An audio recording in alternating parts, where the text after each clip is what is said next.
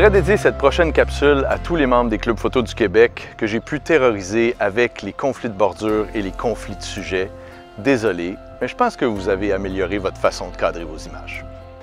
Ça peut vous arriver des fois d'arrêter de prendre une crème glacée quand il fait beau comme ça l'été avec des amis, puis à un moment donné, vous voyez un de vos amis qui mange une crème glacée, puis vous dites « Oh wow, intéressant! » Vous sortez votre téléphone ou votre appareil photo, puis hop, vous prenez votre application préférée, clic, vous faites une photo. Et là, vous dites « Ah wow, c'est le fun, regarde! » Et vous vous rendez compte que, hop, il y avait quelque chose de problématique, ce qu'on appelle un conflit de sujet.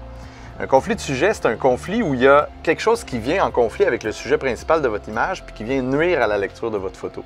Donc, vous reprenez votre cadrage, vous prenez un deuxième cadrage, vous dites « Ah, je vais faire attention à ce conflit-là », vous bougez pour déplacer le conflit, vous refaites une autre photo en vous approchant, en vous baissant.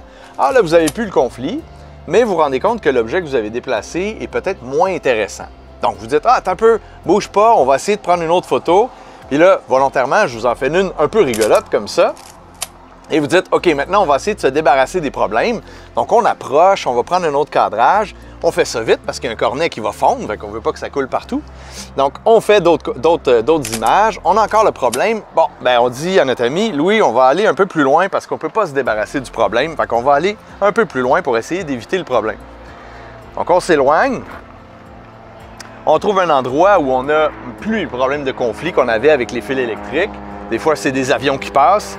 Donc, on va faire d'autres photos, on va se pencher, on va faire une autre photo, on regarde si on a des éléments intéressants. Dans ce cas-ci, on a le soleil en arrière-plan qui peut être intéressant, qu'on peut mettre dans notre plan.